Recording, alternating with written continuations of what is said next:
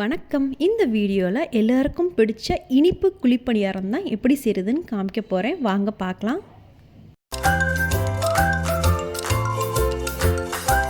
சிவப்பு அவுள் வச்சு தான் செஞ்சு காமிக்க போகிறேன். இது எப்படி பண்ணுறதுன்னு வாங்க பார்க்கலாம். அரை கப் அளவுக்கு சிவப்பு அவுள் எடுத்திருக்கேன். இதை நல்லா வாஷ் பண்ணிவிட்டு நம்ம இதை ஊற வைக்கணும். அரை மணி நேரம் ஊற வச்சுக்கலாம். இதுக்கு தேவையான அளவு தண்ணி ஊற்றி நல்லா ஊற வச்சுக்கோங்க. அடுத்து நம்ம ஊற வைக்க போகிறது பச்சரிசி. அரை கப்பு சிவப்பு அவளுக்கு 1 கப் அளவுக்கு பச்சரிசி எடுத்துக்கோங்க. இதை 1 மணி நேரம் நல்லா ஊற வச்சதுக்கப்புறம் அடுத்து மிக்சியில் அரைக்கிறதுக்கு தேங்காய் அரை கப் அளவுக்கு தேங்காய் துருவல் எடுத்துக்கோங்க. இப்போ இதோட நம்ம பச்சரிசி 1 மணி நேரம் ஊற வச்சு எடுத்து வச்சுருக்கோம்ல, நல்லா தண்ணியை வடிகட்டி இப்போ அதையும் மிக்சியில் சேர்த்து நல்லா நைஸாக அரைச்சிக்கணும். இது மாதிரி நல்லா நைஸாக அரைச்சி எடுத்து வச்சுக்கோங்க. இப்போ சிவப்பு அவலை நம்ம அரை மணி நேரம் ஊறினதுக்கப்புறம் தண்ணியை ஃபுல்லாக வடிகட்டிட்டு இப்போ இந்த சிவப்பு அவலை நம்ம மிக்சி ஜாரில் சேர்த்துக்கலாம். இப்போ இதையும் சேர்த்து நல்லா நைஸாக இது மாதிரி ரொம்ப தண்ணி பதமாக இல்லாமல் இது மாதிரி கெட்டி பதமாக நல்லா நைஸாக அரைச்சிக்கோங்க. அடுத்து நம்ம வெல்லம் 1.5 கப் அளவுக்கு வெல்லம் எடுத்துக்கோங்க. அதாவது 1 கப்பு பச்சரிசிக்கு 1.5 கப் அளவுக்கு வெல்லம் எடுத்துக்கணும்.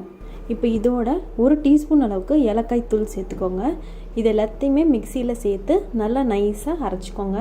இப்போ இனிப்பு குழிப்பணியாரத்தோட சிவப்பு அவலில் செஞ்சுருக்கத மாவை நம்ம ஒரு பாத்திரத்தில் எடுத்துக்கலாம். இப்போ பாருங்கள், இந்த பதம் பாருங்கள். இந்த மாவோட பதம் இந்த அளவுக்கு இருக்கணும். இப்போ இந்த மாவோட பதம் கரெக்டாக இருக்குது. இப்போ இதில் நம்ம நெய் சேர்த்துக்க போகிறோம்.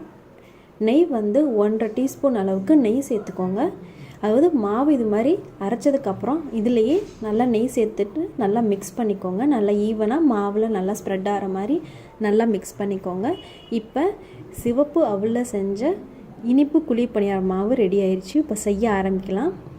குழிப்பணியார கல் நல்லா சூடானதுக்கப்புறம் ஒரு குழியிலையும் இது மாதிரி நெய் சேர்த்துக்கோங்க. நெய் சேர்த்து நல்லா மாவு ஊற்றி செஞ்சோன்னா ரொம்ப டேஸ்ட்டாகவும் இருக்கும். இது மாதிரி எல்லா குழியிலையும் மாவு சேர்த்துக்கோங்க. இது மாதிரி செஞ்சோன்னா ரொம்ப சுவையாக இருக்கும். ஒரு சைடு நல்லா வெந்ததுக்கப்புறம் இன்னொரு சைடு நல்லா திருப்பி போட்டுக்கோங்க. இப்போ பாருங்கள், ரொம்ப சுவையான ரொம்ப சத்தான சிவப்பு அவலில் செஞ்ச இனிப்பு குழிப்பணியாரம் நீங்களும் இது மாதிரி ட்ரை பண்ணி பாருங்கள். ரொம்ப சுவையானதாகவும் இருக்கும். ரொம்ப சத்தான குழிப்பணியாரம். இந்த ரெசிபியை மறக்காமல் ட்ரை பண்ணி பார்த்துட்டு பிடிச்சிருந்தா லைக் பண்ணுங்கள், ஃப்ரெண்ட்ஸ்க்கு ஷேர் பண்ணுங்கள். இது முடி நம்ம சேனலை சப்ஸ்கிரைப் பண்ணாதவங்களா இருந்தால் சப்ஸ்கிரைப் பண்ணுங்கள்.